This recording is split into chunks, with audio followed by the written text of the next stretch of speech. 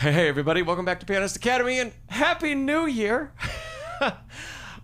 Jess, good morning. Jess and Alexis, welcome back. Whitney, welcome. Bedlington Grimmer, great to see you. Bedlington Grimmer's been awesome about posting, after the streams are over, they post a timeline of everything that we talk about. So I'm super happy that you're here. Welcome Johan, and Nathaniel, and Antonio, Nancy, David, Bethany. It's like all my favorite people. Well, Happy New Year. How is everybody doing? How are your holidays?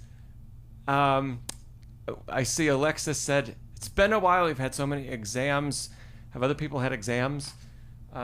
Alexis, what are you studying, by the way? Oh, and let's see, Johan.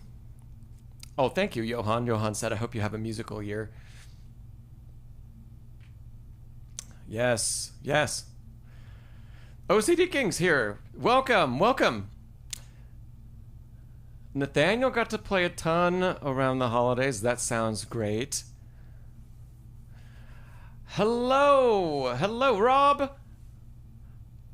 Welcome. And hello, Licia.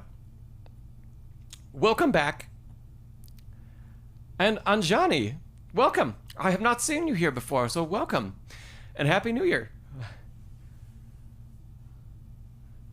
Alexis still in high school. Okay, okay. Well, hopefully all your exams went well, Alexis. And Bethany hosted husband's family, cousins, and oh, wonderful. Good food. That's always great. June, hello, and Happy New Year. Oh gosh. Well, I hope that we have a wonderful session today, and I hope, despite, sounds like for many of you, the holidays are either one way or the other. They're either like really busy, or you have a lot of time, and it's not really in between. Whitney, is that your puppy Alice didn't let you learn many Christmas songs this year? Maybe next year, yeah. Maybe when Alice is no longer a puppy, you'll have a little bit more time. Joshua, hello. Joshua, absolutely. Yeah, absolutely. Theory, yeah, I'll do my best. Okay. Licia asks, are you watching the Chopin competition? And Alan, hello, Alan. Alan, what are you working on? The last time we heard from you, you were playing Clementi. I'm sure you have moved on from there. Okay. Let me answer a little bit of Licia's question first, and then Antonio sent in a question ahead of time, so we'll jump into that second, and then Joshua, we will hit your theory question third, and then we'll go from there with whatever anybody wants to talk about. And Alexis, I know you were working on some Mendelssohn, and gosh, yeah. I've never gotten to answer questions about the Rondo Capriccioso for you, and if you still have them, maybe we could take a look at that today. Okay, first up, the Chopin competition. I have just a little bit to say about it. I caught just a little bit. I catch a little bit of the live stream here and there, and the thing that has been most disturbing to the point where I've turned it off is the comment section, the live chat during the competition. So it's been just like mind-blowing, the stuff that people say. And so the playing, I've enjoyed some of the playing, and some of the playing I felt like it didn't do it for me, but kudos to everybody that's there, because getting into any live rounds at a competition like that is a serious accomplishment. And I'm sure there are people that would enjoy all of the competitors' music and musicality and artistry. So that's all I have to say about the Chopin competition. Kale, hello Kale. Oh, and I'm glad your teacher Sue is working out for you. That's great. Noteworthy, I believe that's Becky, right? Noteworthy. Tell me who the UT guy is, and I can go and listen.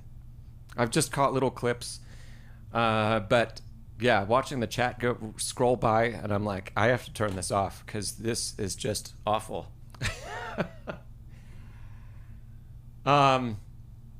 So that's my take on it right now. It's cool that it's live streamed. Part of me wishes there was no live chat, or that people were just kind.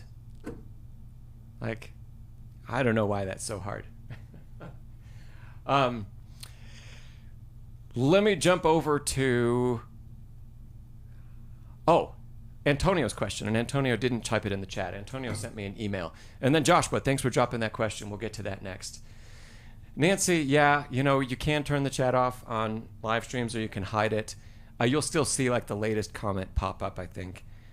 Yeah. So when I go back and watch what Becky Noteworthy just wrote, Timothy Jones, you think, I will take a listen. I'll try to find his rounds and see what I think. We could talk about it next time, maybe.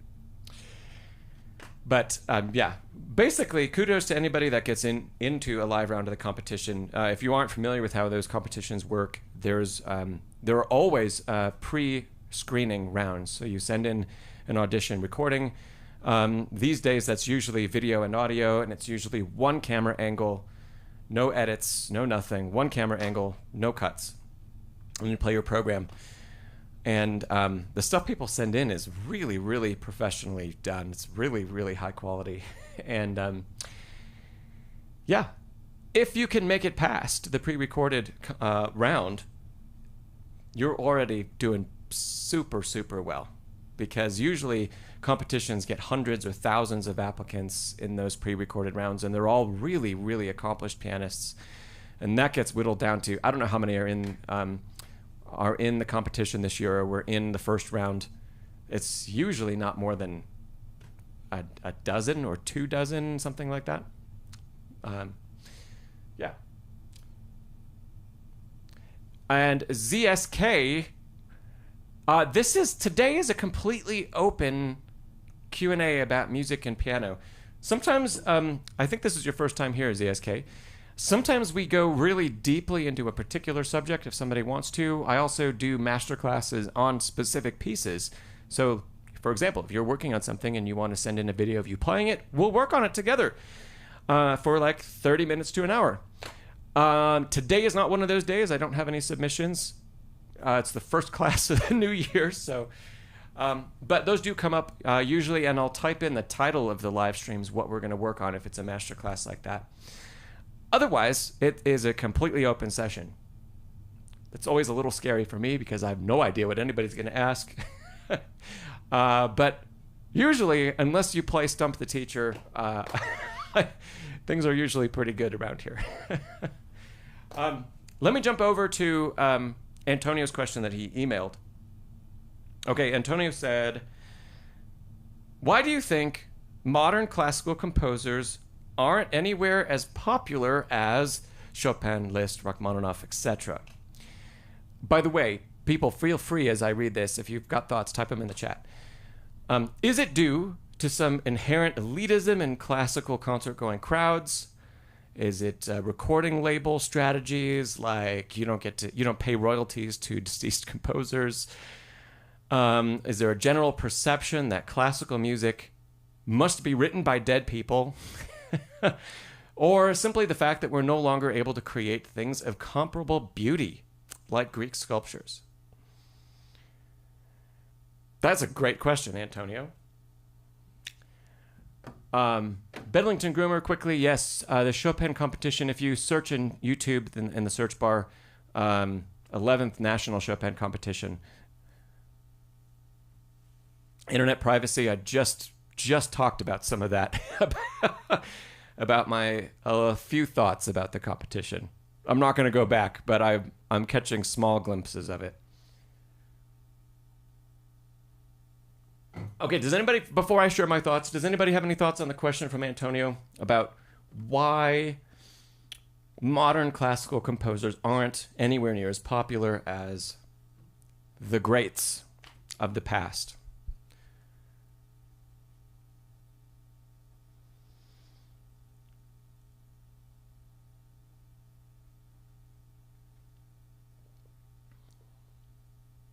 I'll give us a couple seconds because I know there's a little delay and it takes time to formulate some thoughts. But Nancy, you say you love contemporary classical music. Nancy, what would you call contemporary classical music? Because that in itself, yeah. Who would you put in that list? Who are some contemporary classical composers that you listen to, Nancy?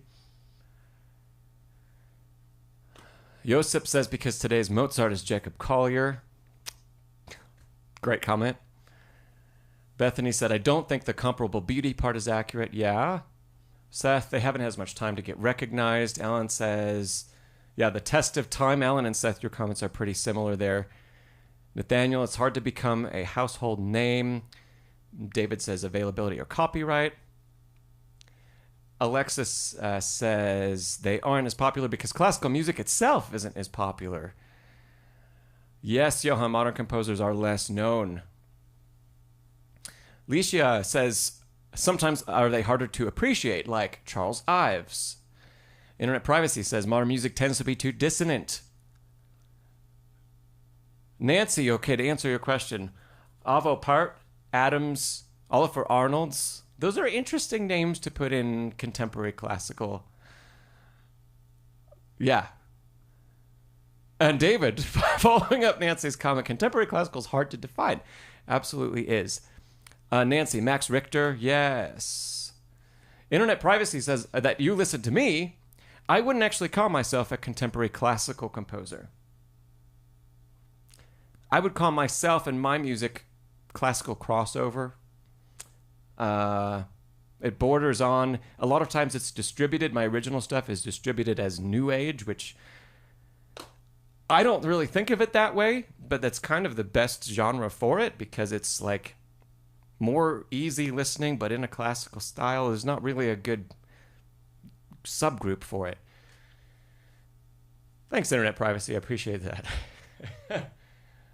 And let's see. Bethany just was going to mention filming video game soundtracks. Yeah.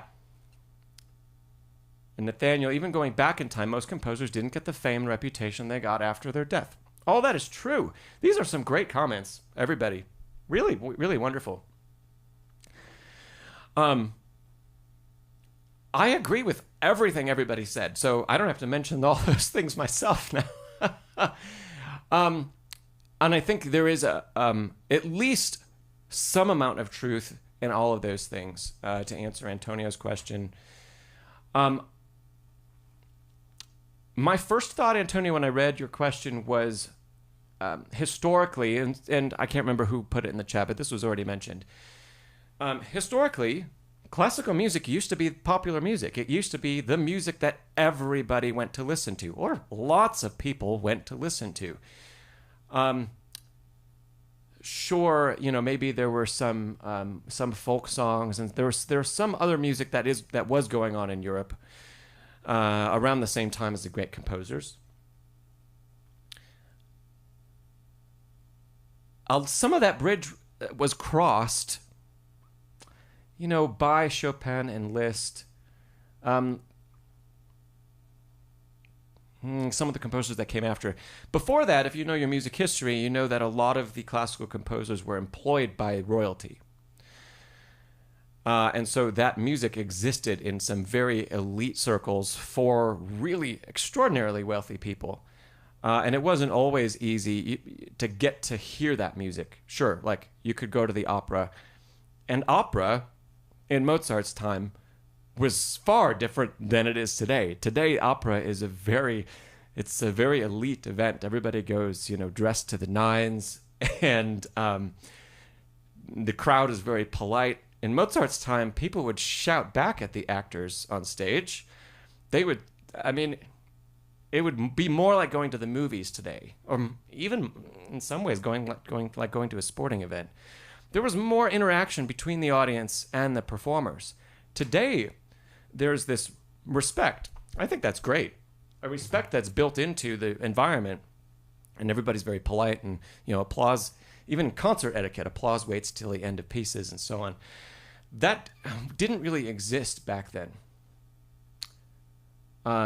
It was much more normal to have a rowdy crowd at an opera or lots of laughter at an opera.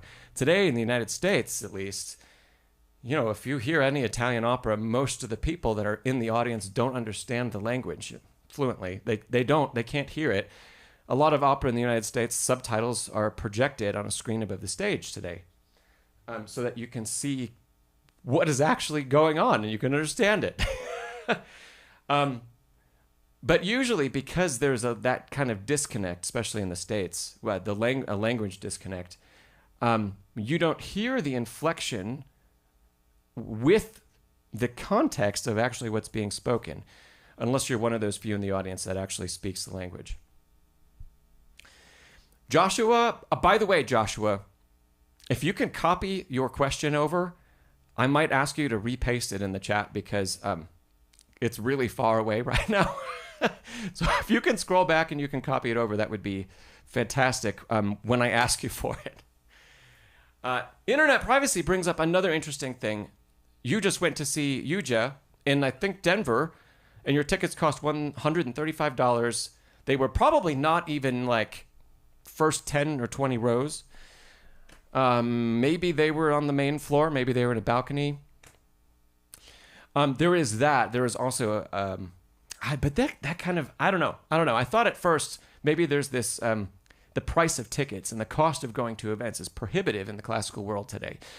But if you look at everybody that spends hundreds of dollars going to Taylor Swift, like the cheapest seats cost more than that Yuja Wang ticket. And she fills up stadiums, like tens of thousands of people, maybe 100,000 people at some of her bigger events. And people don't have any trouble affording that because they think it's worth it. So I think if people thought it was worth it to go to hear classical concerts, or if they enjoyed it that much, they resonated with the music that much, they would have no trouble spending the money either. Nancy says, Wicked, opening in San Diego, the best seats are $400. Yeah, I totally believe that. And Rotsi, I would rather listen to Yuja than Taylor Swift also. Antonio, your daughter went to see Taylor Swift. Well, you know, hey, it could be worse.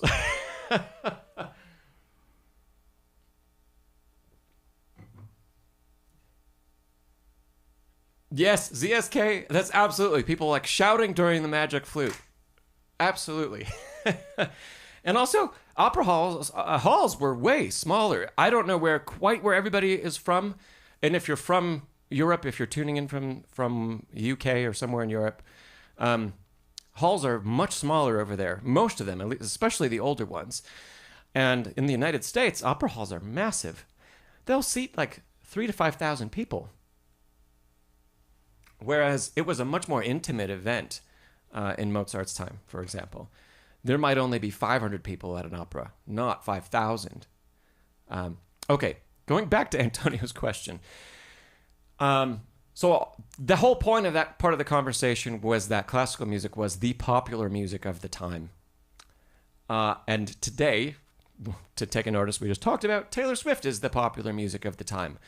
Well, she has that kind of following. She has like a Lisztian following if we compare her and a classical artist from the past.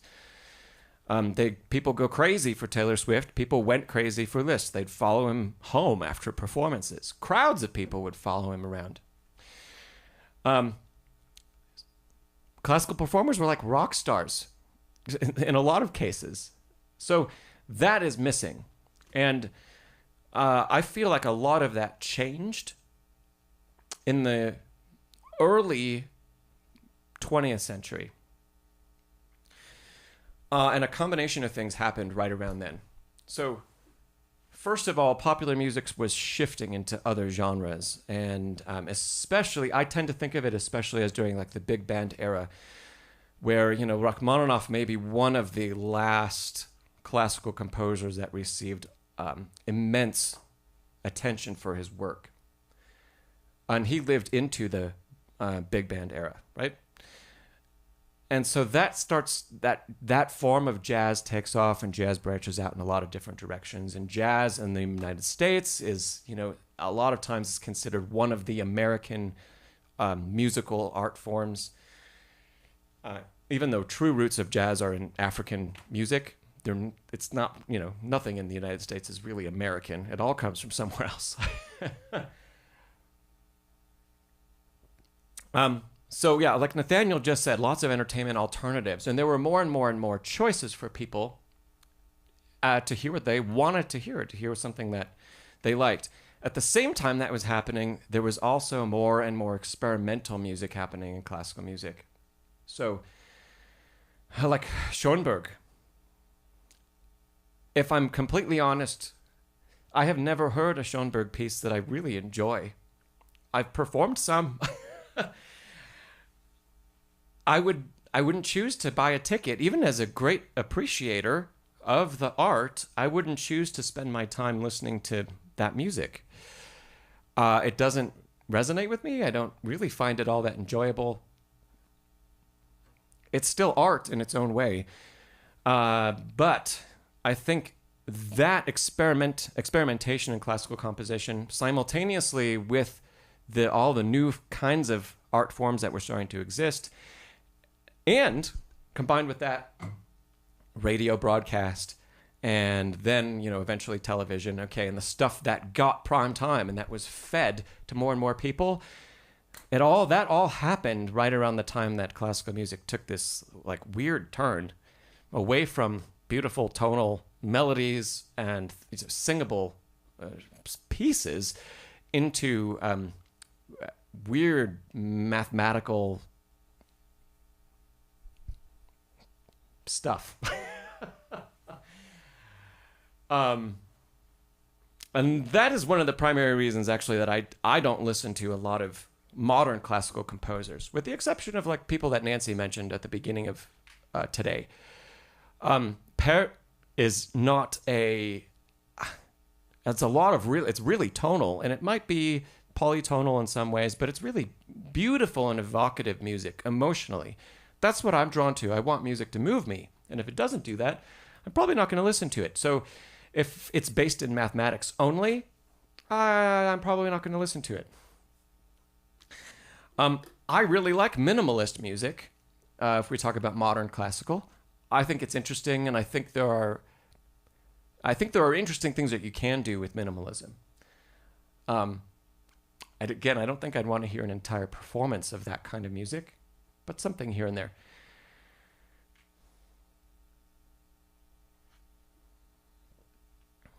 Rhodesy said Chopin was close to ragtime. A lot of the composers have these references that, to genres that we defined later. And that's really interesting. Nathaniel says classical is something of an acquired taste. In the beginning, you didn't really care for classical period in particular, but your taste keeps evolving. Yeah. No, Nancy, I am a fan of glass.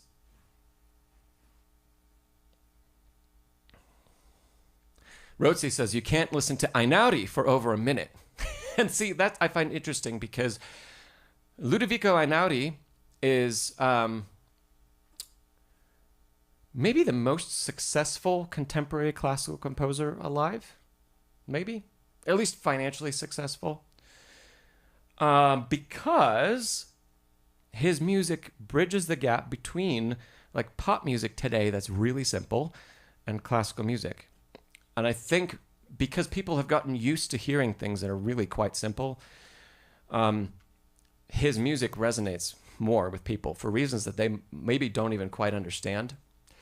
That's probably also the exact reason you don't like Einaudi, Rhodesy, is that you probably also don't spend a lot of time listening to pop music. You spend a lot of time listening to Chopin. And so your ears and your mind are filled with other kinds of music that's far more complex. And then you put Einaudi on and it's like, wow, we got 4 chords and it lasts 4 minutes. Well, there is beauty in that. And obviously there is. Otherwise, people wouldn't listen to it. Yeah. And Nathaniel, absolutely, I agree with that. Applauding Einaudi because it can serve as a gateway. The other thing I think that can serve as a gateway is what has been kind of floating by in the chat, which is video game music and movie music. And that's part of the reason I started on my other channel, and even before that, I started projects of arranging music from movies and arranging music from video games. I haven't done quite as much as that, but I wanted to share in concert that music and show just how influenced by classical music it actually is, and bring it to people that already know that kind of music and say, well, hey, if you like this, you probably like this other thing that like Rachmaninoff wrote, or if you like Star Wars, you probably like Holst's Planets. Why don't we play them back to back, or some of them back to back, and then you can actually hear the inspiration to some of this music that you know you already love, and hear that its roots are in classical music. Yeah. So Antonio, yeah, I think I think we touched on a lot of stuff to answer that question. But I think it really historically it's the combination of where classical music went and still continues to go. I know I have friends that were kind of told in comp school and composition school that, all of the great tonal music has already been written. You don't have anything to add to that. There is nothing left to say, which is just blatantly not true, as proven, for example, by John Williams, who Nancy just mentioned, and Rhodes. Yeah, there's still a lot of wonderful tonal music that can be written, even though we only have 12 distinct pitches and 24 keys. There's still a lot of new and wonderful music. But composition students are told that there isn't, and they're encouraged to do something very different. I wish that Frederick Viner was here today, because it would be really interesting to hear his take on that. Having been a composition student in a country different than where I studied, Frederick also he knows how to write in a lot of modern ways, but he doesn't always choose to. I mentioned Frederick because he's been on the streams before, and maybe saying his name he'll magically appear. I don't know. Yeah. Internet Privacy said there's really a lot of wonderful new music composed for wind ensemble. That is interesting.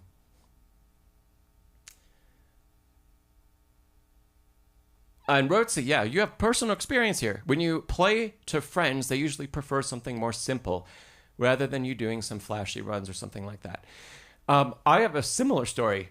When I was like 19 years old, and I started college relatively soon before that. And I was playing, there was a piano in one of the dining halls on campus. It wasn't in the music school. It was like just random. And I sat down and I played some really bombastic piece of music. I may have played like the third movement of the Moonlight Sonata. That may have been it. And I had some people come over and they were like, oh, that was cool. That was really relaxing. And everybody that knows the third movement of the Moonlight Sonata, if you're a classical pianist or a student of classical music, that's the last word you would use to describe that movement, is relaxing. It's anything but relaxing. But oh gosh, I was like mind blown. And my mind has continued to be blown in the same way. The more and more people I talk to that haven't lived in the classical world before, when they hear classical music, that's usually their first impression is, oh, that will put me to sleep. Or, yeah, that's really relaxing. Even if it's borderline like angry, violent music, I don't know what the perception is. If it's that it doesn't have a lot of percussion, or there isn't, a strong driving beat that's really obvious, but there's a disconnect there.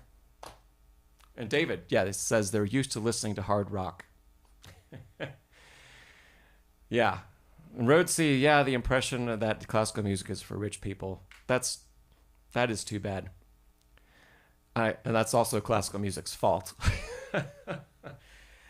It had come so far until the establishment of the conservatory in the early 20th century, and turning music study into this academic thing, and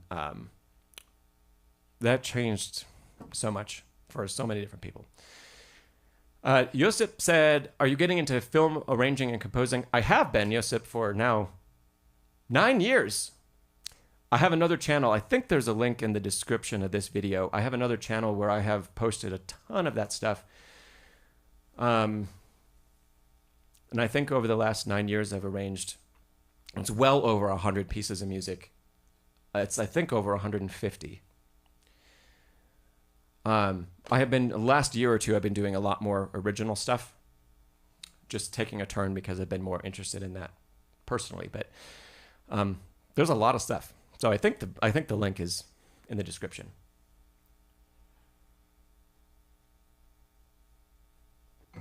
Alexis, see, similar story from Alexis. You performed to your school, and they preferred Furley's to the famous Rachmaninoff Prelude in C sharp minor.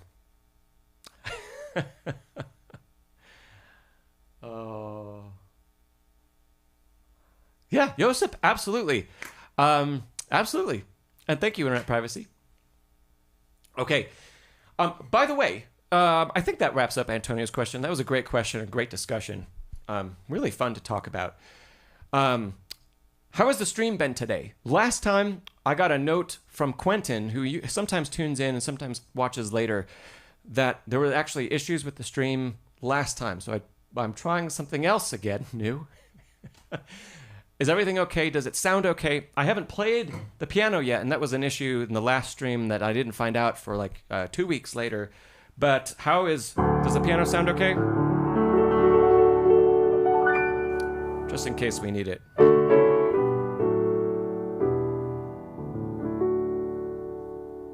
Bethany says no issues. Great.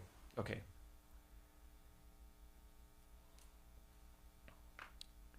Nathaniel, let me answer that question that you just posted, and then I need to go back to the questions that we had earlier from Joshua.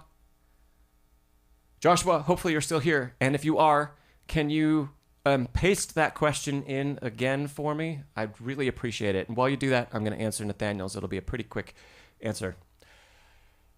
Nathaniel, you said, when progressing toward more difficult pieces like ABRSM 4 to 5, does the time to fully learn and polish a piece keep on increasing? Yes.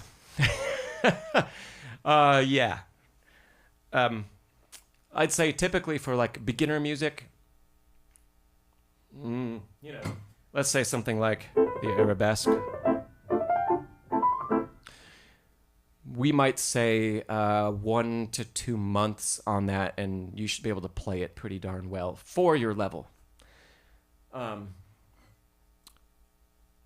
And then, yeah, the amount of time, by the time you get to mid-intermediate or, let's see, ABRSM 4 and 5, that sounds like mid-intermediate, maybe, yeah. ABRSM is 8 grades, so,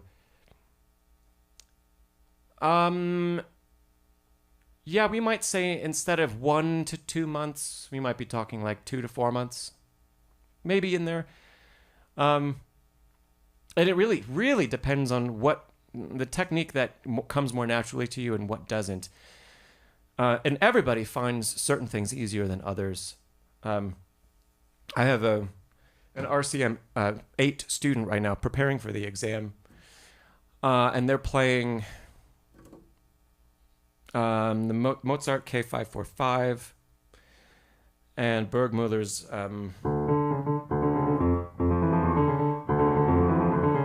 The Storm, and a Heller Etude, the Bach A minor Invention,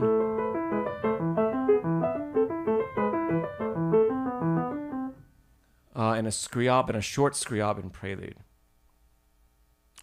There might be some more in there that I missed. The Bergmüller is relatively straightforward and easy for that student. Same with the Mozart. The Scriabin was not, despite it being slower and more lyrical and far less technical. And the Heller Etude is definitely not for them. It has a lot of wrist action in it that they haven't used very often in other repertoire. And so some pieces they were able to close to master. And RCM level 8 is the last intermediate level right before advanced. So we'll call it late intermediate or early advanced. They were able to close to master Burgmüller in like 1 to 2 months. And the Bach, by the way, they have spent 6 months on and still have a lot of struggle with doing different things to different voices, making different articulations between the hands. So there can be a difference in the amount of time it takes, even within that level. So what you excel at will be on the shorter side, and what you really need to work on will probably take longer. Happy New Year, backwards fellow. Okay. So, see, that question was, from Nathaniel. Yes, it keeps on increasing. And that'll keep increasing into, the more and more and more advanced you become, the more time it's going to take. Let me give you an example for myself. If I were to, let's say, if I were to learn a sonata I've never played, like the Chopin Third, I would probably want 6 to 12 months before a performance if I were to learn that completely from scratch for the entire piece. That's a relatively longer piece. If I were to learn a Chopin Etude that I had never played before, I'd want the same amount of time. But it would be, instead of for 25 minutes of music, it would be 3.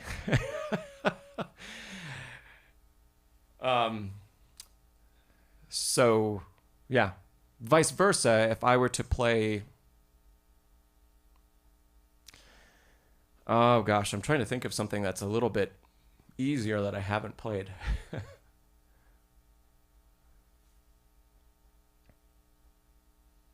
Maybe a good example. If I were to play like all of... Oh gosh, what is the Debussy set that contains Gollywog's Cakewalk?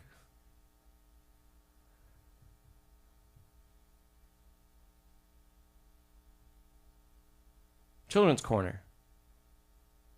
Ah, thank you. Gel Zorro, thank you, and welcome. If I were to learn that entire set, because I have not, I only actually ever played Gollywog's Cakewalk from that set. Bethany, I think last year, Bethany, you were working on The Snow is Dancing, and I learned a little bit of it to demonstrate on a stream. If I were to learn that set, I would probably learn the whole set in like 2 months, 3 months, max. Not 6 to 12 like it would take for something else.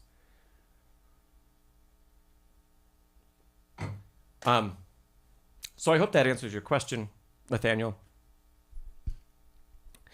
The way you can counter that is by spending a little more time practicing. So a lot of teachers, once a student reaches intermediate level, they start requiring 2 hours a day of practice. If you're not already doing that, and you might be. But a lot of beginner students will do, 45 minutes to an hour max. And if you're not already doing 2 hours and you start to bridge into this more advanced repertoire, it can just become too much to learn with not enough time to do it. So we can counter some of that with just spending more time each day. Yeah. Nathaniel, I hope that helps. Yes, and you say piece selection really becomes important if you're going to spend so long on it. Absolutely. Yeah.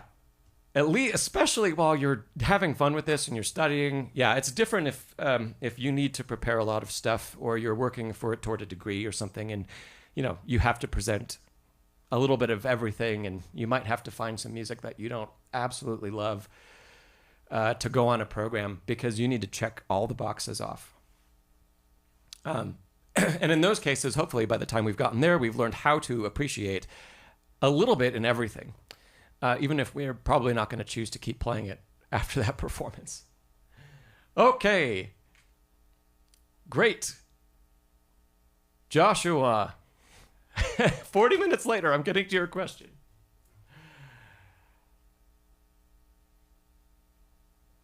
Oh, this looks like a hypothetical. Joshua says, this is a theory question. In a piece of music that is 2 chords long, if the first chord is E minor and the second chord is B minor, at the end of the piece, will a plagal cadence be observed in B minor or an imperfect cadence in E minor? Interesting question.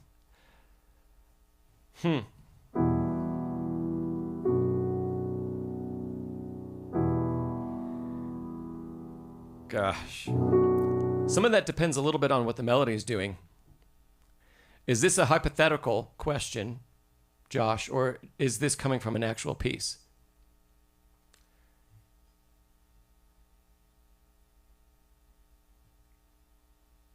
And noteworthy, yes, I'll answer that question next, how to start practicing a long piece.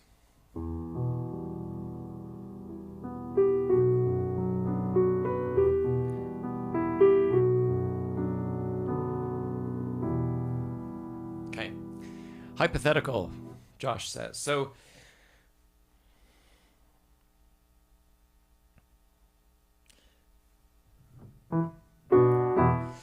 it's hard to say that we would have a cadence from B minor to E minor.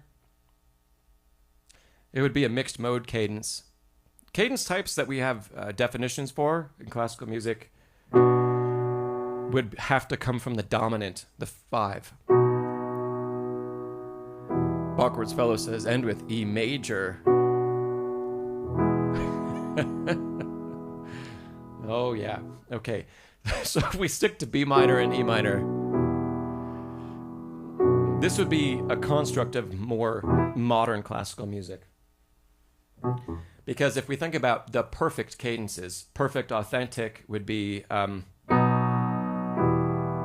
cadencing to 1 from the dominant from 5. Dominant has to be major 5. And with the melody on the top. So E is on the top. Imperfect authentic cadence might be, again, major 5, 2. E minor, but with not the first scale degree on the top, or not the root of the chord on the top in the melody. In this case, it's a G. If we flip that around and go the other way,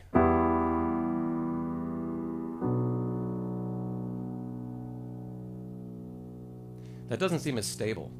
So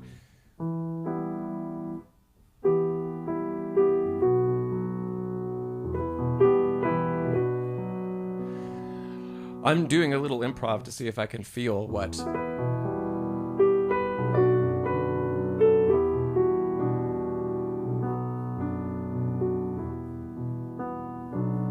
it keeps wanting to feel like 5 to 1 from B to E, and not the other way around. It would be an interesting compositional experiment to see if you can retain, with so much movement by fifth in the bass, if there's a way to retain the feeling that these are actually separated by fourth and not by fifth. Where maybe, oh gosh, where do you start? No. That sounds almost like Rachmaninoff.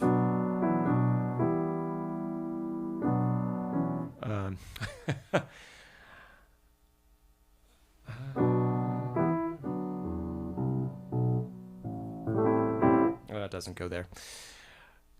But Josh, hypothetically, I'm going to lean towards saying this is like a mixed mode cadence, like a variation on one of the perfect, or one of the authentic cadences. But we technically don't have a dominant. because dominant would have to contain the leading tone.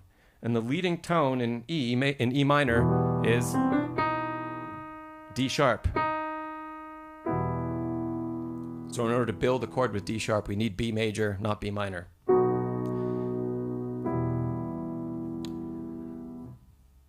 Interesting question. Did everybody follow that?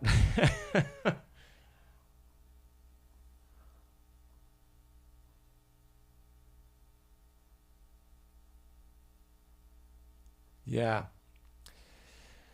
So, Josh, does that answer your question a little bit? I see. I was just going through the chat. We lost internet privacy to the Chopin competition. That's tough competition.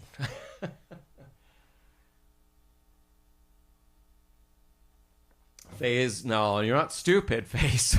It's just some theory that, the more experience you have with it, and the more you understand that language, the easier thinking like this becomes. Josh says, does that mean it's not a very good piece of music? If it only has 2 chords, you're going to have to do something pretty special with the melody to make it a good piece of music. Satie is a great example. Some of that music is very beautiful, and sometimes very, very few chords, 2, maybe 3 in the whole piece. And he also does not use traditional classical harmonic rules. So it is possible to have that feeling of resolution because of the movement down by fifth and how used our ears are to that. But yeah, I don't think we would hear it as movement by fourth because the movement by fifth is too strong.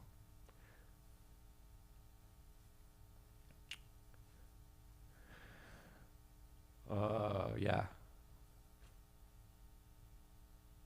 Hey, Rhodesy had a gig. Awesome, Rhodesy. And Joshua, yeah, you said you're wondering if you're able to prepare students. Is this like me personally or just any teacher online? Yes, I prepare students for exams via Zoom. Absolutely. Other teachers do too.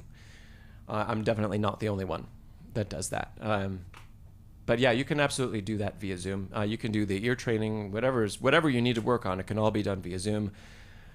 It is very helpful if both ends of the lesson, student end and teacher end, have some decent audio production, at least a USB mic going into a device, so that that you can hear more of the detail in the sound.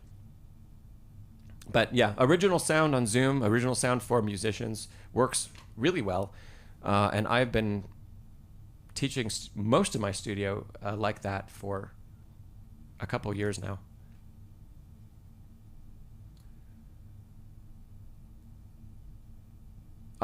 Great. Josip, I'm just seeing your answer to Besed's question.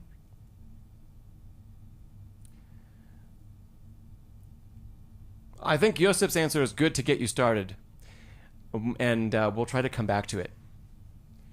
I need to go back to answer Noteworthy's question. I probably don't even need to find it.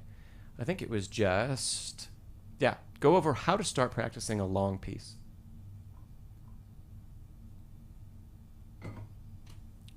Great. Noteworthy, do you have an example of a long piece or something that you think that you feel is long for you right now?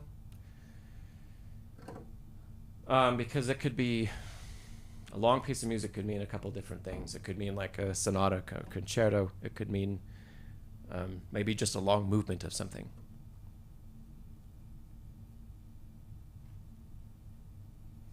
Thanks, Fazish. I'm glad you made it.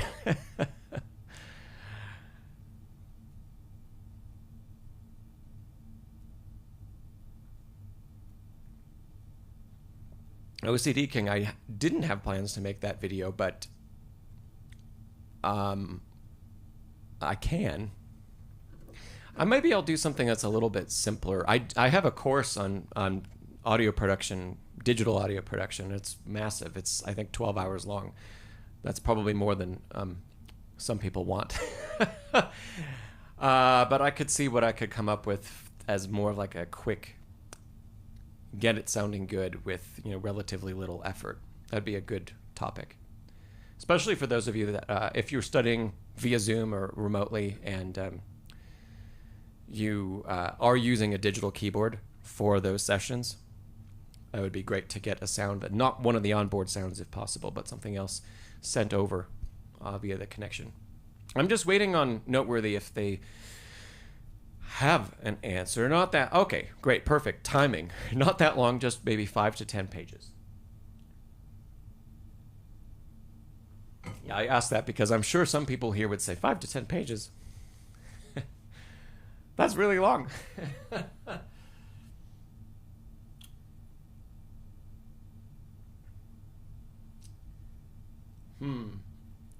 Noteworthy, do you have a piece in mind? A specific piece?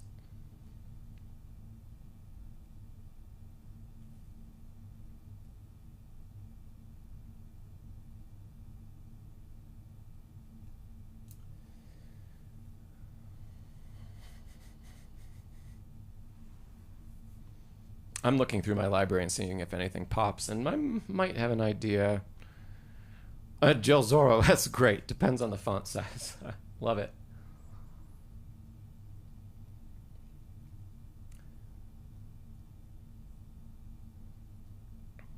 Noteworthy, I'll give you another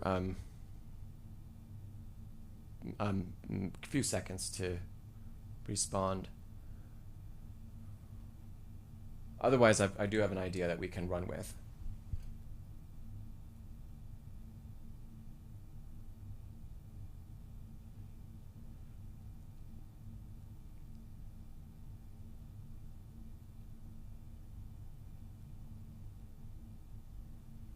Yeah, Bachwar's Fellow says long piece. Depends on the level. So let's see. What do we have here? 1, 2, 3, 4, 5. Here's something that's 5 pages. So not Beethoven long. Mixed level. We could argue about what level the piece is. Okay, Noteworthy, you said one Chopin waltz. Okay. I do not have the waltzes on my iPad. So we're going to stick with the 5-pager that I just pulled up. Especially helpful because I was just practicing this, so I can actually play it for you. Oh, thanks so much, Betsy. Rachmaninoff's Elegy.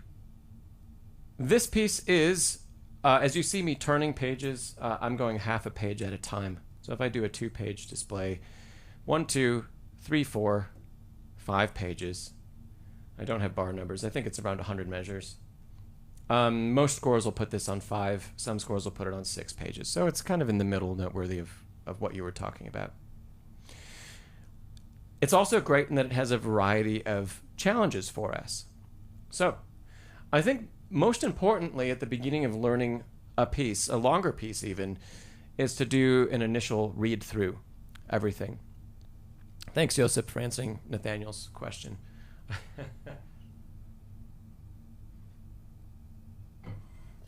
So I would start with a full sight read.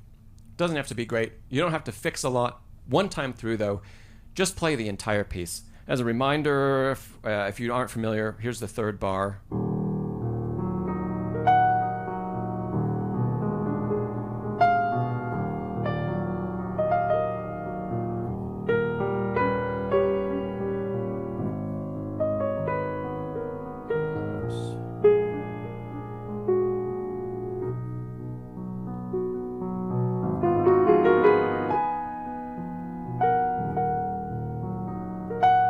Okay, so that's our main theme. June, that's a good point, June. Listening first. Maybe I would listen second, actually. Sight read first and listen second. Because I don't want the initial sight read to be influenced by what we've heard. So you might feel like, oh, certain things, we're looking in the initial sight read, we're looking for spots that we think are going to be easier to attain with relatively little practice, things that are going to be a moderate difficulty, and things that are going to be really difficult for us. And we want to identify where all those spots are. So we read through it, and then based on how it feels to read it, and our own technical prowess, right? What we are technically more accomplished with, what we need more work with.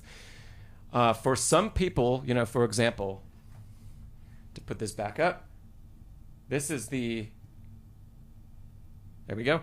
This is the third page. Some people might have a lot of difficulty with this, with the right hand in particular.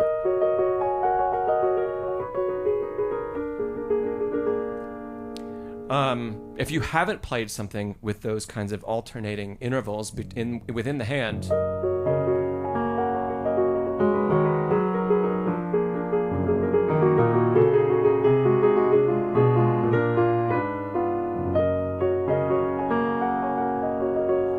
that might be a big challenge. Whereas on a recording, if you listen to a recording first, a pianist might just blaze through this and make it sound like a piece of cake. And that would give us a false impression of the true difficulty of that passage. Of course, if you know the piece, it goes on to become much more complicated.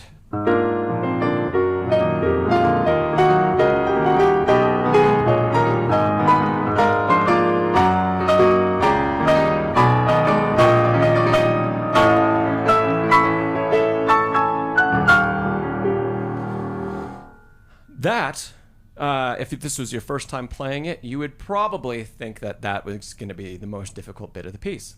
We want to find that and find that this page and say, this is going to need work. And Joseph, just jump to some Liszt transcendental etudes.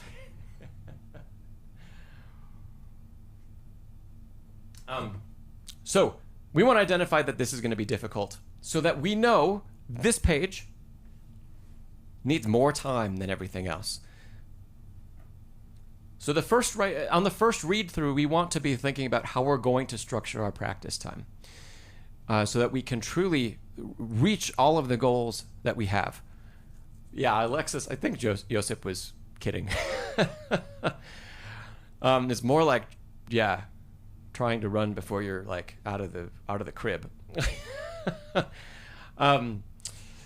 So find those difficult spots, mark them, and plan on spending probably half of your time that you have during the day working on that piece. Spend half of your time on those really difficult spots for you. Those are probably going to need the most practice anyway. We don't want to wait to find them from the beginning. A lot of times those difficult spots are going to be at the emotional climaxes of the piece. That's usually not at the beginning. It's usually a little ways in, somewhere. Maybe there's multiple points of that depending on the length of the piece. This really only has like one of those sections. Think about something like the Chopin First Ballade. There are multiples finishing with the massive first coda. Well, everything else in that piece pales in comparison to the difficulty of the coda. You're going to spend the most time working on the coda. Start on day one working on the coda. And then structure the rest of your practice around that. So we could go back, for example, in this piece. Here we are on this is the fourth page, where we have more octaves and more jumps, some bigger jumps in the left hand that are quite fast if you play it at a professional tempo. Okay, so spend time working on that. Let's say you have an hour to work on it, 30 minutes on this page. Maybe then spend your other 30 minutes going back to the beginning and work on it from there, and maybe find where the first phrase is, and depending how long that takes, that might be enough for the rest of your 30 minutes that day. So if it takes you a while to read the left hand, for example, this will be different in every single piece of music you play. The bits that hold us back or that take more time. But whatever takes that time, fine. And if we can only play the first phrase, which ends... Come on. I think I'm missing my pencil. There we go. Is it going to work now? Yay! Okay. First phrase ends where that red mark is.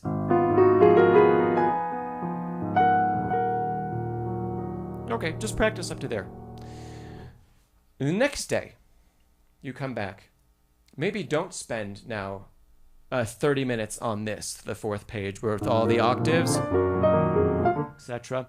Maybe spend 15 minutes there and go to the second most difficult bit, which might be this page, or it might be on the second page. So this is stuff you would have found on your sight read, right? Maybe it starts right here.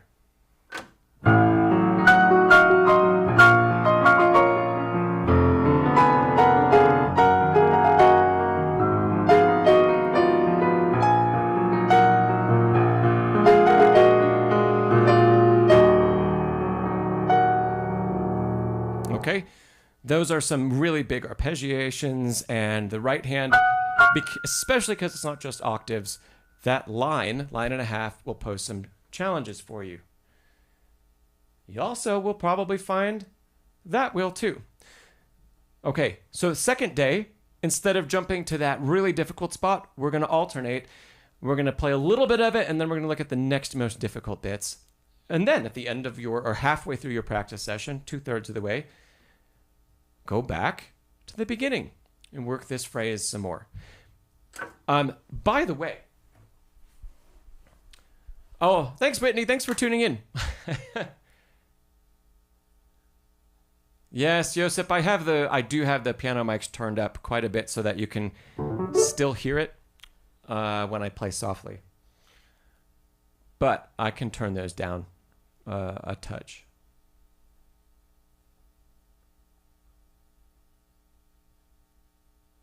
Okay, maybe next time it'll be better. Okay. Noteworthy, yes. I think, are you following so far?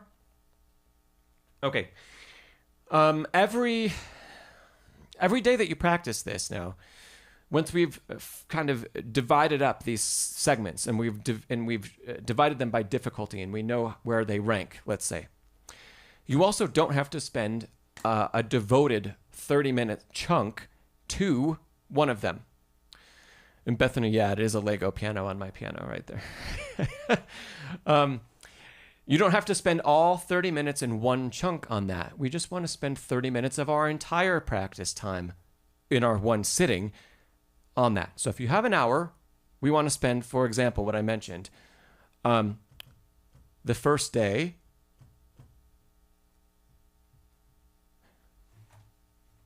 "30 minutes on this page," or thereabouts, yeah? But maybe you take it in 10-minute groups, and we say, I'm going to spend 10 minutes here, and then we go back, and we spend 10 minutes at the beginning, and then we spend 10 minutes back here again, and go back and 10 minutes at the beginning. Some of that depends on how quickly you retain information, how quickly you learn movements at the instrument. So it's a great idea to, that's called interleaved practice. Some of you here are familiar with that. If you took all 30 minutes in one chunk, that would be blocked practice, especially if you're doing a small amount of it, like 8 measures or something across those 30 minutes. That would be blocked practice. It is valuable to do some blocked practice. Doing too much of it, though, can actually start to limit how fast we learn. The best person to decide that actually is you, because you're the only one that actually understands what's happening in your hands and in your mind and what it feels like to go through each time. The second best, this is almost not, available to anyone, is if you have a teacher and you can practice in front of them. That is another really valuable opportunity to learn some of this, because your teacher can then tell you, hopefully, you used those last 15 minutes really well. Or they can tell you, boy, you really did not use those 15 minutes well in your practice. You should have done this and this and this. for these reasons. You should have moved on from these 4 bars because they were going well and they didn't need more repetitions. Wendy, blocked practice versus interleaved practice.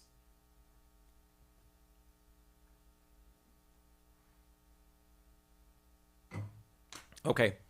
The further along, we'll just sum this up real quick because I think we've done a good job of kind of pinning down how we'd go through a longer piece. Definitely don't do it from the beginning.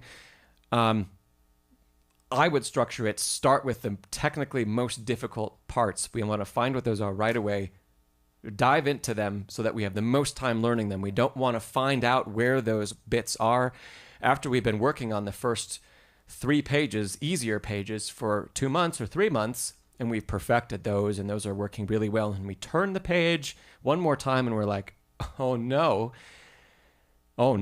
I have this really intense bit of music to learn, and now it feels like we have to go so far back to square one when the first part of the piece has come so far.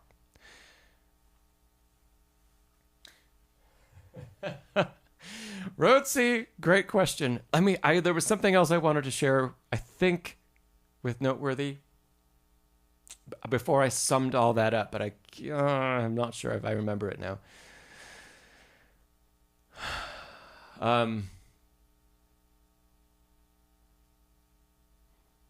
That's gone. If it comes back, I'll mention it. But I did cover everything I wanted to. I think it was just a different way of summarizing it. Rotsi, to tag on to the question, you say, what if it's mostly technically difficult? Or like, what if the most technically difficult part is within an etude? You're using 25, number 2 as an example.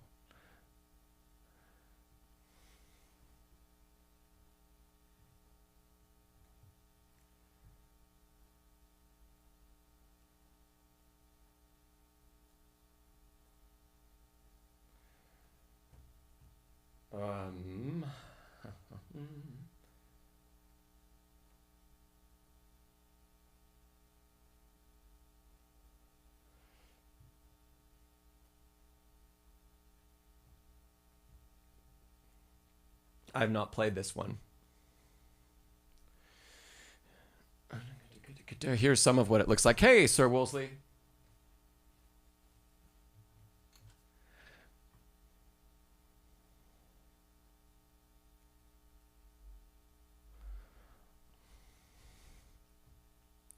Okay.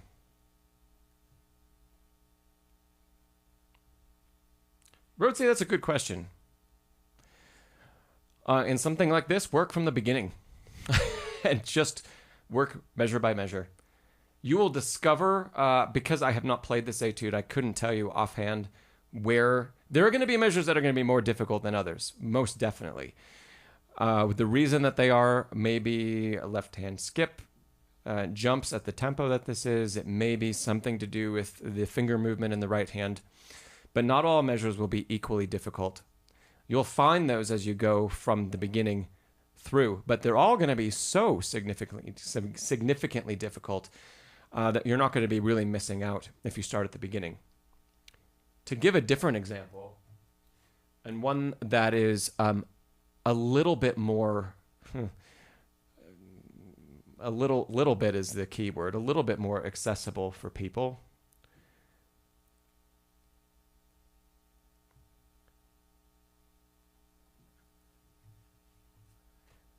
This is Opus 10, number 3. For many people, this is the first Chopin etude that you would play. Rotsi, yeah. Interesting that you just typed that in the chat. That the other one is going to be your first. Typically, this is the first because the outer parts. This is more. The outer parts are an etude in multiple textures and a singing melodic line.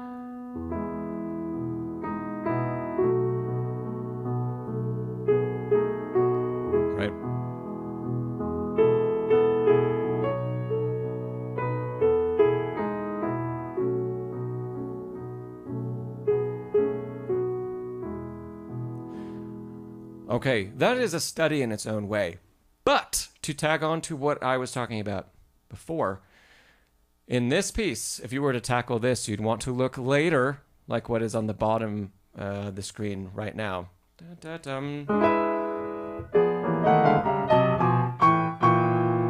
These passages in diminished fifths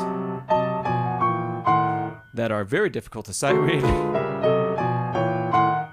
let alone play at tempo. Tempo here is right? Very fast. That would be a very challenging bit. We could start there and learn this. And don't start, for example, back at the beginning and just, luxuriate in how wonderful that is to play. No, jump to the harder bits.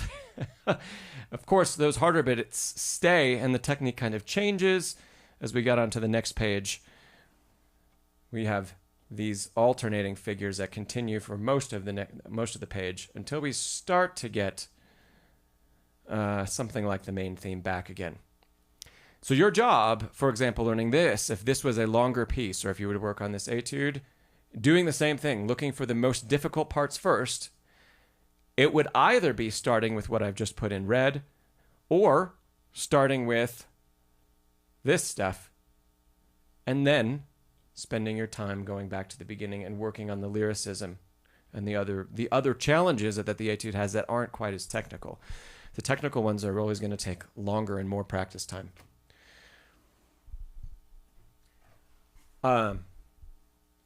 So,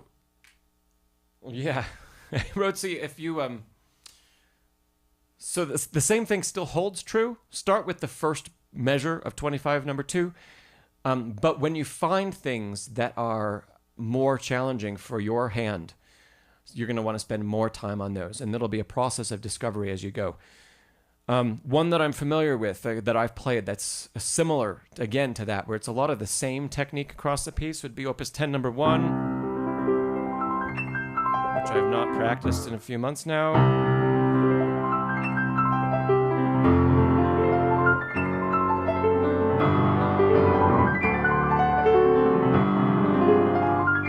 Etc.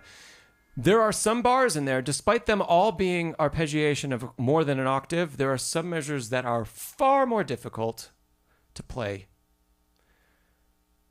The first one that comes up for my hand is the one that's in fourths and fifths, which looks like this. Descending, so much easier.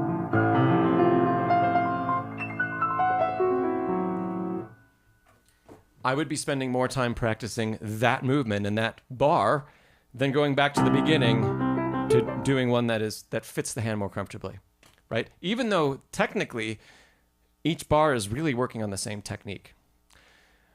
There's another one later in the piece that's I think it's a dominant 7 chord. Anyway, that's not that important, and it's also extremely difficult to move the hand around it to navigate with what the right notes are. Far more difficult than the first measure. Noteworthy, what we're talking about are Chopin etudes. The two sets of etudes are Opus 10 and Opus 25. And Opus 25 number 2 was that triplet etude that I showed on screen earlier. Sir Wolsey, we talked at the beginning of today a little bit about the competition, but we didn't talk about qualifications. Or is the competition currently in the qualification stage? What do you mean by that? And we can talk some more about it. Let's see, Nathaniel. I think, Nathaniel, you said if you spend quite some time on the beginning, the rest becomes easier because it's similar. If you're talking about Rhodesy, what Rhodesy was working on, 25 number 2 or 10 number 1, like I just showed you, yes and no. If you really learn the correct technique that Chopin is trying to teach with the etude, yes, the rest will become easier. If you don't, that's really hard to do. For example, Opus 10 number 1, again, is not an etude in stretching. It's maybe made, I don't know, it's debatable if it's made easier to play if you have large hands versus small hands. But truly the etude is a study in shifting of position of the hand and the arm and maintaining good orientation and good alignment of all the fingers throughout these arpeggios that are far greater than what you typically see in a study, or like Czerny, where it's usually an octave or less. So if you can play the first measure of Opus 10 number 1, but you're playing it with the wrong technique, the rest of the etude is not going to get easier. You're going to find yourself slogging through the measures that are harder than the first measure and wondering why it's not getting easier, when truly the answer is we didn't learn the first measure of the etude correctly.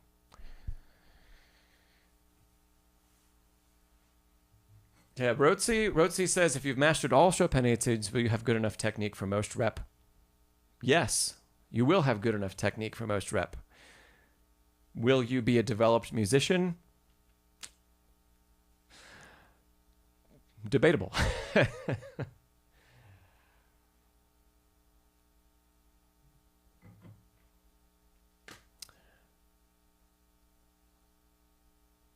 Yes, okay.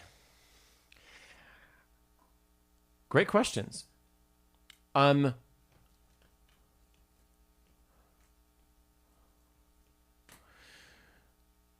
Seth, I see a question from Seth, and apologies if I've missed a question. I'm going to answer Seth's, but if I did miss something, please drop it again in the chat.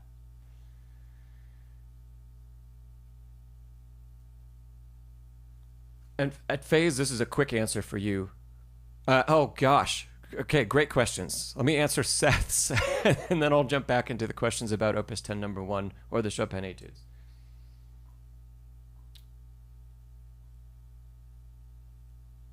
Okay, Seth was asking about polyrhythms. Tips for 7 against 3 and 7 against 2. See, I thought I saw a reply to that, but Josep said split 7 into 2 plus 2 plus 3. I would actually do something different. That's good, but it's also going to encourage you to play a specific rhythm rather than play one fluid movement.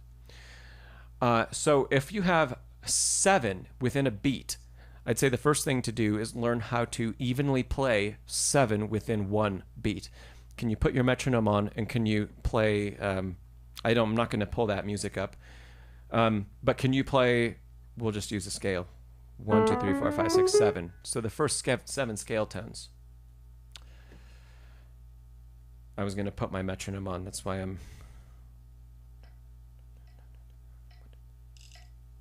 1, 2, 3, 4, 5, 6. So, okay, here's 60.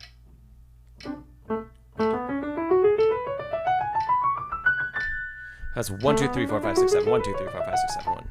I could do it a little slower to say that out loud a little better. 1, 2, 3, 4, 5, 6, 7. So there is 7 within the space of one beat. 1, 2, 3, 4, 5, 6, 7. 1, 2, 3, 4, 5, 6, 7. 1, 2, 3, 4, 5, 6, 7. 1. Can you first play those 7, and can you keep them even? Can you hear that even spread across one long beat? Then, can we alternate going back and forth between playing those 7 across one and then feeling 1. Here would be 2. Just using the 5th. So 1, 2, 1, 2, 1. 1, 2, 1, 2, 3, 4, 5, 6, 7. 1, 2, 3, 4, 5, 6, 7. 1, 2, 3, 4, 5, 6, 7. 1, 2, 3, 4, 5, 6, 7. Okay. So there's 7 against 2. Just done with a scale, that might actually be a nice way to practice it if you wanted to do a little work outside of the passage. And if you can't do that, if you can't put them together right away, alternate going from 7, play 7 again, 1, 2, 3, 4, 5, 6, 7, 1, and then 2. 1, 2, 3, 4, 5, 6, 7, 1, and 1, 2, 1, 2. Josip, you said this is what you do with younger students. Oh, the 2 plus 2 plus 3. Yeah.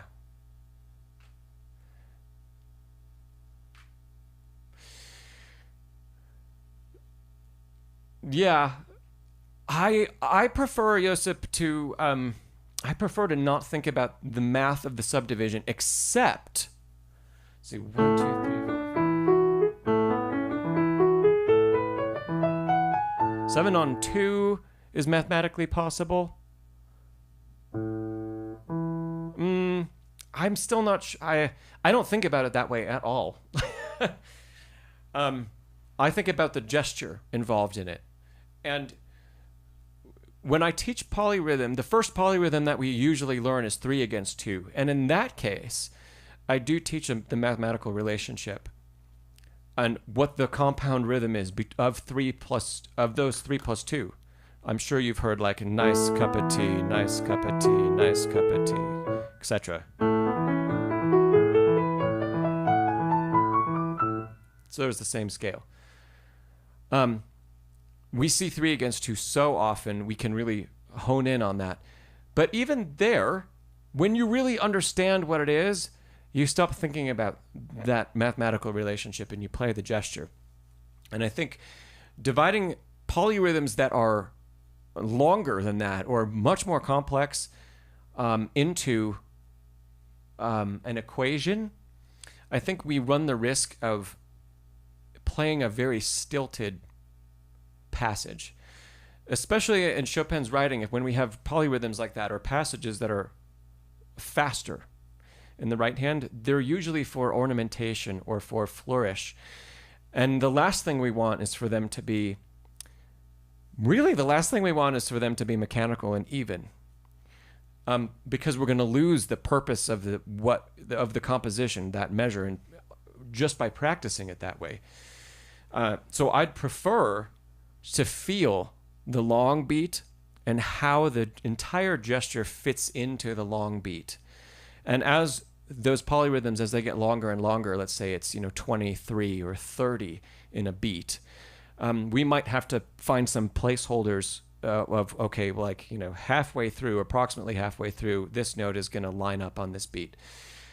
And then we have a landmark to shoot for each one. And very often, if you listen to a professional play, they might line 2 notes up that maybe aren't exactly lined up in the score.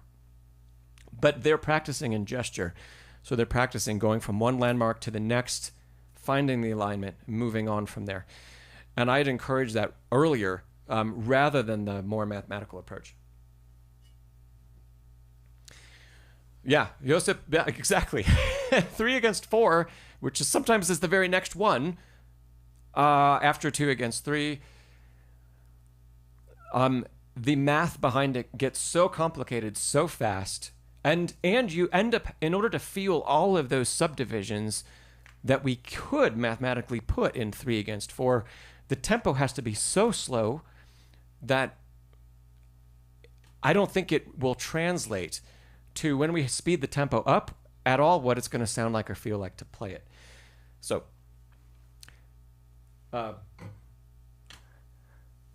there we go. Yeah, I hope that helps everybody out. Whose question was this? Seth? Seth, I hope that helps you out.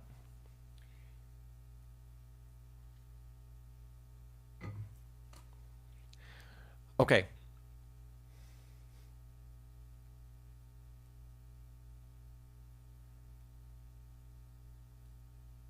Oh, Faye's and Jelzor, I love that about guitarists and. Okay, let me see. I said next.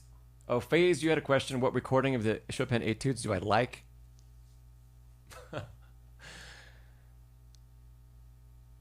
I don't listen to the Etudes often because they're great, they're beautiful, but I've heard them so much. both when I was studying them myself and when I was in competitions and listened to people play, 12 or 24 of them in one round.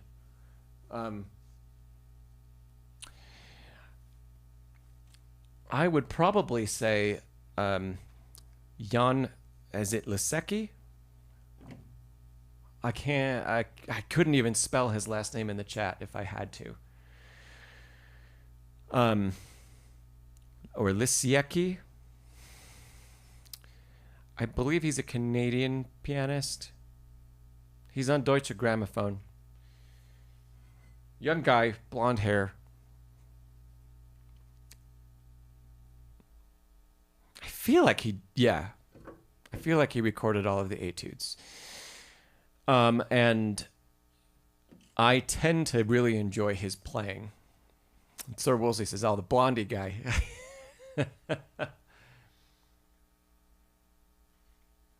And Josep, yeah, I'd agree with that about Yunchun.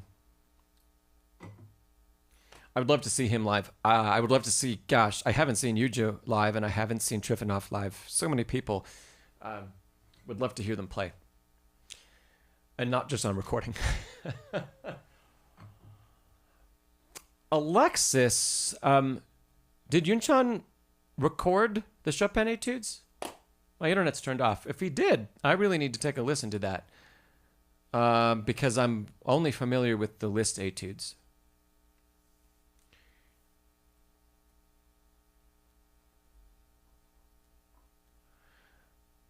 Okay. Then, Sir Wolsey said, so Opus 10, number 1, Chopin, going back to Chopin etudes, what is the correct position? And Alexis says, he has. I'll have to go check that out, Alexis. I'd be very interested, and maybe I'd have a new favorite. Yeah. In the Chopin etudes, I like a balanced tempo with a lot of musical nuance. I'd much rather hear that than something that's blazingly fast and uber technical that glosses over all of the other stuff that's in there. I feel like Pollini's earlier recording of Chopin etudes is just like things are unbelievably fast, and it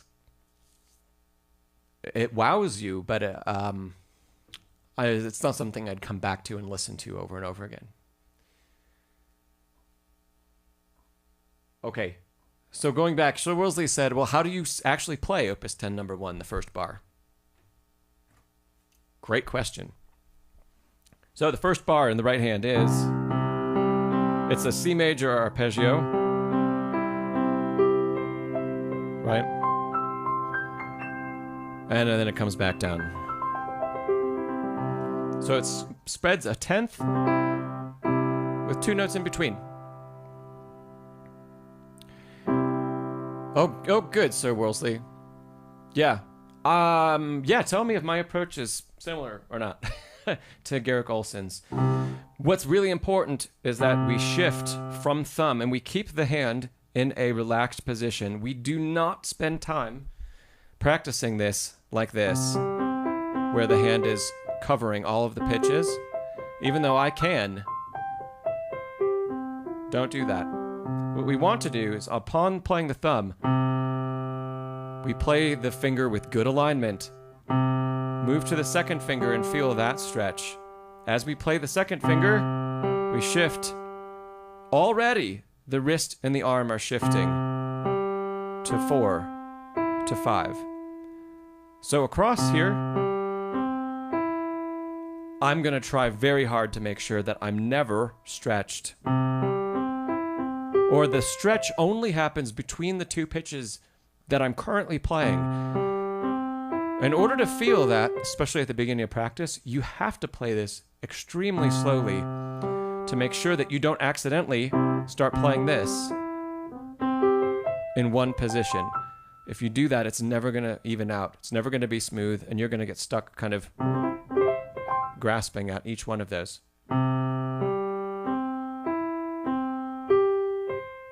So for me, that would be practice tempo for each bar. And we gotta make sure we get the first bar correct.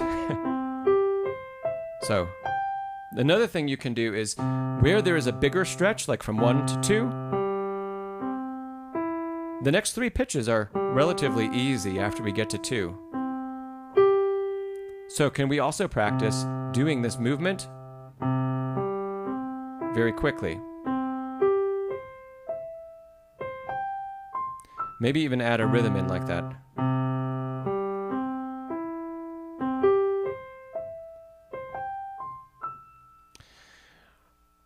That, I think, is the crux of that etude.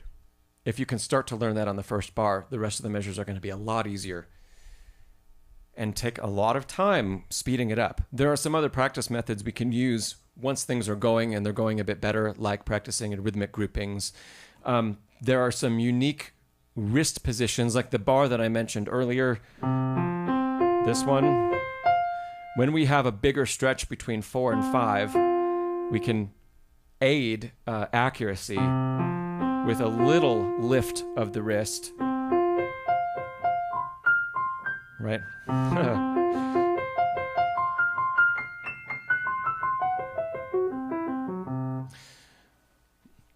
So there are little other tricks that may pertain to one measure or another measure in the etude, but the primary thing to understand is that it's not an etude in stretching. It's an etude in how to cross the piano in a really relaxed way that doesn't stretch the hand very much. Or if it does, they're very quick. Expand, contract. Every expansion is followed by a contraction of the hand. And if you're doing it right, you're going to be able to play all... This is probably also 5 pages. 1, 2, 3, 4, 5, 6 pages. 6 pages and 79 measures with relative ease. Relative. Relative ease in that maybe cranking it up to whatever tempo you're looking for. This score says 176. If you're really trying to get there, that's not easy. But you will definitely be able to make it to the end of the piece without tension, without burning in the forearm, without sweating too much.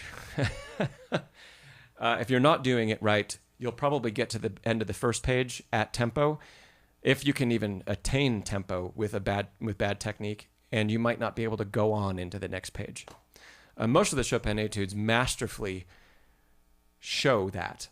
So that's part of the reason they're used in competitions. You might be able to fake your way through a page or two and not have the greatest technique or not have learned what the etude teaches and push through it. And maybe that's enough in a lot of other repertoire because you don't have this extended need to show the same technique repeated over and over and over and over again, beat after beat after beat.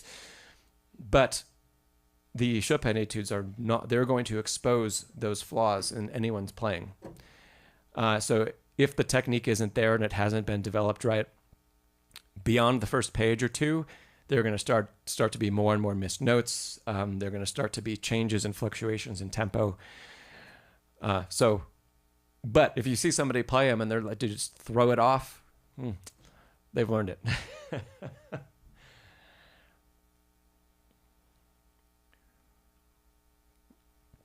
Joseph, oh yeah, Moskovsky. I don't hear that name as often as I should, but yes, absolutely. Moskovsky etudes are really nice. Yeah, Jill Zorro says, yeah, Chopin and Liszt etudes are mandatory material. At most music schools, if they're a well-regarded or a really highly regarded undergraduate program, which, yeah, you have to offer one. That's always part of audition requirements. You always have to offer a Chopin or a Liszt etude. Usually it's not a transcendental etude at that level. It's usually like one of the Paganini etudes minus La Campanella, or a Chopin etude. I played the 6th Paganini etude in my undergrad auditions.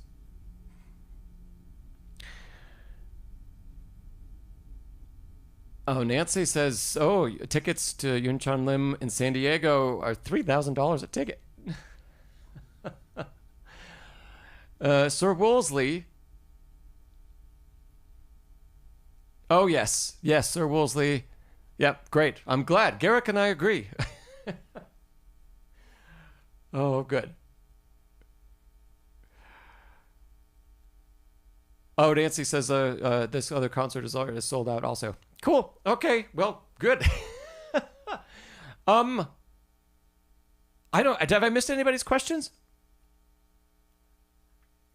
I don't think I have, but if I have, drop a question. And otherwise, do we have anything else that people want to talk about?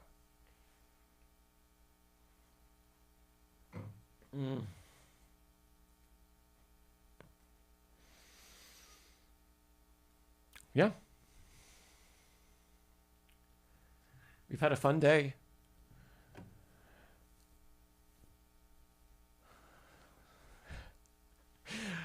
Oh, gosh. We could also just call it a day, especially if you've got time and you want to listen to some of the Chopin competition. Yeah, Rhodesy says, people have run out of questions. Usually I can't get through everything in 2 hours, and we're a little early. But we could call it a day. It's been a good hour and 36 minutes, and yeah, I'll give a couple more seconds. But yeah, Happy New Year to everybody, and thanks for joining in. Nancy says, have you ever taught an adult with math anxiety? No. I have not taught an adult with math anxiety. I've taught many adults that are not very patient with themselves. Nancy says, inability to count. Oh, I've taught a handful of adult students that definitely struggle with counting and keeping a steady pulse. And yeah, sometimes as repertoire becomes more and more complex, the counting falters and the counting becomes uneven. And even when I ask them to count out loud to show me how they're feeling rhythm, I can hear that they feel it unevenly because they'll say 1, 2, 3, 4, 1, 2, 3. So yes, I've worked on that with students. It's not an easy thing to fix. It takes time and it takes patience. And the patience part is usually what is missing in adult student lessons. Not all the time, but yeah. Sometimes it takes a lot of persistence going slowly at something to really start to understand what it is. And there's a right time to speed up and challenge ourselves, and there's a really wrong time to do it too quickly. And if it happens too quickly because we just want to move on to the next thing, we end up really programming in incorrect rhythms or incorrect counting and not making it harder to undo that later on.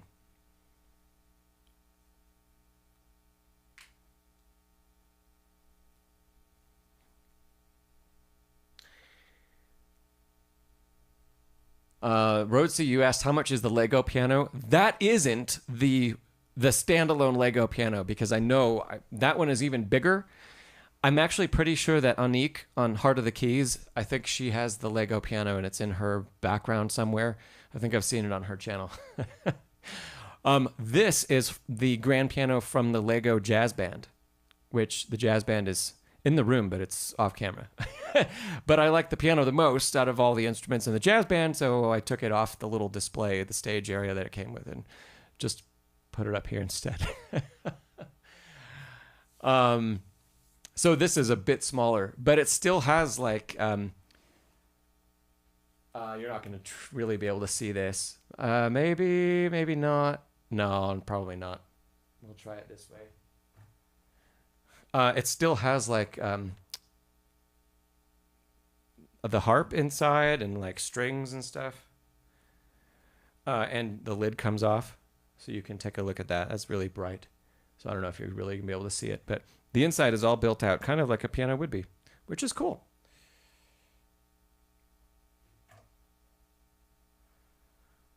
Okay. Let's see. David, you said any tips on organizing music in 4-score? I tend to organize first and foremost by genre because I play a lot of different kinds of music. So, for example, all classical repertoire falls into the classical genre on Fourscore. And I can turn this back on real quick.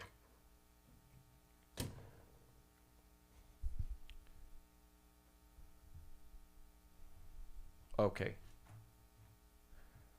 So if we're in here, for example, what I'm showing on screen right now, I'm in my classical genre in my library. So everything by whatever composers I have put in here, it all goes into classical. I don't have it separated out based on period within classical. I haven't needed to do that because I go to classical and then I search for in the search bar whatever it is that I want to find. So I have a lot of Chopin on here because we've done a lot of talking in live streams about Chopin. And you'll notice if I go to like Mozart, I only have 3 things. And that's because, let's see, a piece that, one of my students is playing. This we talked about on a stream, and I think I used it in a video on the channel. This we also talked about on a stream. So I think Sir Wolseley was possibly working on that one.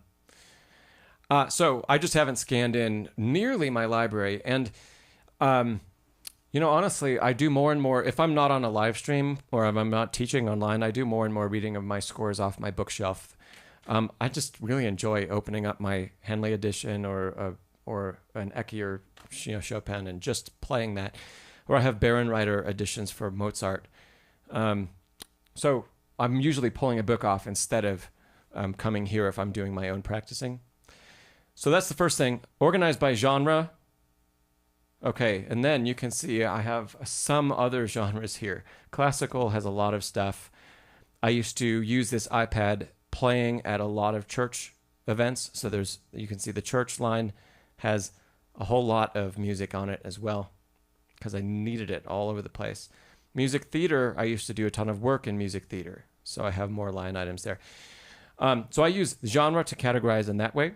And then when I want to find something, sometimes I'll just click all scores, which defaults, and I'll just search. You could search for composer, you could search for the title of the piece. If I want to see all of the sonatas I've put on here, okay, I can search for sonata in all scores and I can see everything. So that is why that's how I use Fourscore to organize things.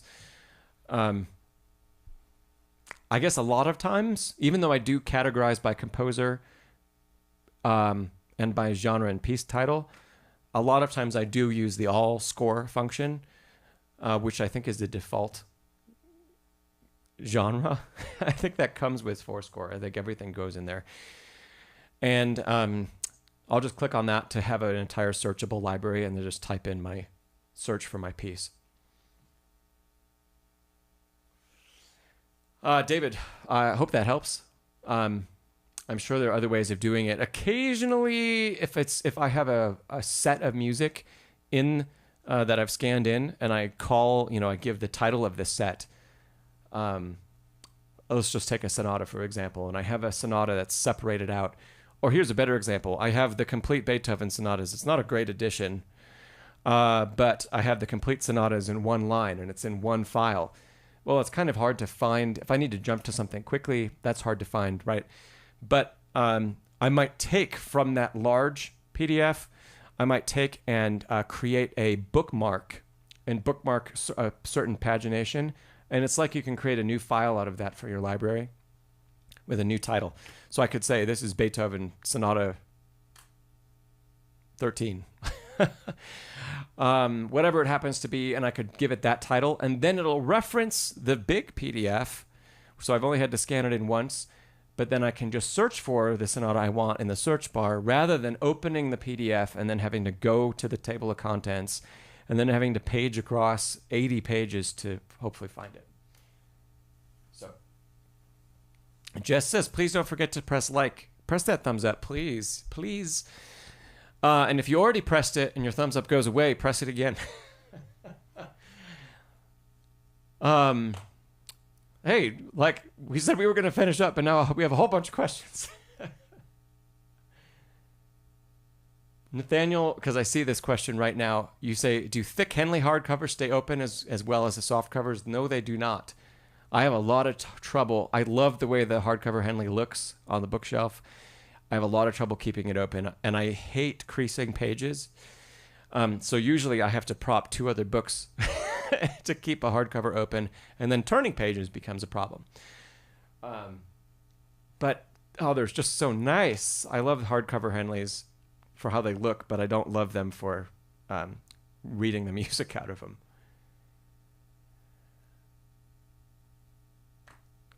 Joseph, hello Joseph. You say, what's your favorite go-to piece when you sit down and just want to relax and play? That depends. Probably my favorite thing to do if I just want to relax is improv. I'll improv something. I won't necessarily try to compose, but I will just play around. And if I happen to have a good idea, I'll record it. But that is, if I have time and I'm just noodling for 10 minutes, I probably won't play a piece of music. I'll probably just improvise. If I were to pick, I can't really pick because it really depends. If I were to play a piece, it depends on what's currently practiced. And that ranges and it varies wildly across the year because sometimes it'll be pieces that students have that I'll be, as I demonstrate in lessons, I learn them myself, and then I can play it. Or if it's something I'm working on to make a recording, or if there's a performance coming up, I'll have more in my fingers than just a handful of things. But there probably isn't one thing. Lately, because like I used Rachmaninoff earlier, the elegy, that is something that I come back to and I'm playing more often because I learned it for a specific reason that I needed in November last year. Okay, well, it's in my fingers and now it's only a 4.5 minute thing. So Bethany, thanks so much for joining us. Noteworthy, you said you coil bind all your books. Yes, one of my in-person students also does that. Even some really expensive Urtext editions, they chop the spine off and then they coil bind. That's great. I don't know how I feel quite about that. But you know what? If it makes it easier to use, that's the most important thing. Josh, I'm seeing your answer about, I guess, fourths and fifths. Yeah, great. Oh, phase. I heard a little bit of the Jean-Baptiste Beethoven blues. I had mixed feelings about it. I think it's a cool thing. I don't think I would listen to it twice. But I enjoyed the first time.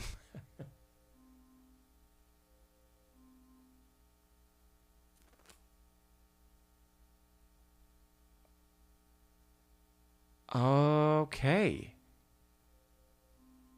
I think did I get through everything again? Rhodesy said you hear Alexa in the background. Is that Alexa?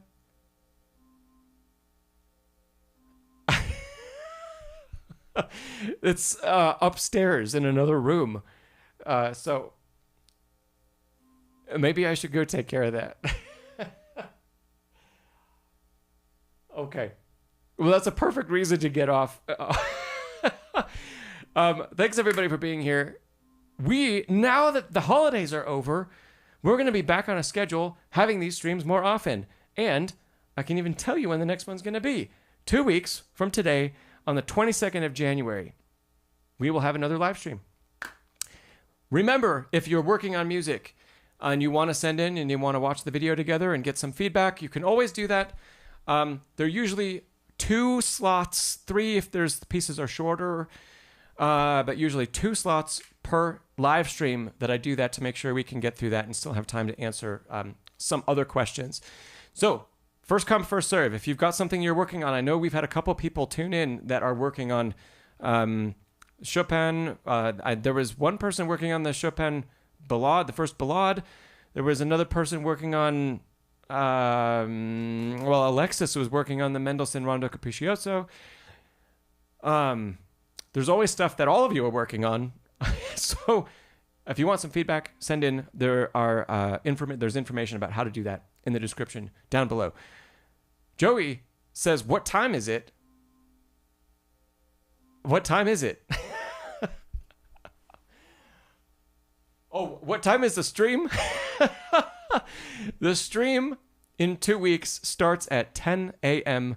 Mountain Time. Okay, I thought you meant, what time is it? And it's piano time. I don't know.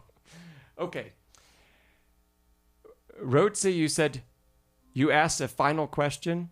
Oh, is too much analyzing bad? No. No, especially what you said. You wrote in about telling a story. That's really important. We want to know what that is. Too much analysis. No, I don't think that's a bad thing. I don't think it's a bad thing at all. There's going to be a point at which you've finished analyzing anyway. And Josip, you say, one more question. Seth, I am actually near a mountain. I am like 5 miles from Pikes Peak, which is it's a 14er. I'm not sure if it's the highest peak in the United States, but it's close to it. Josip, I have no idea what that is. The LMK4 Plus?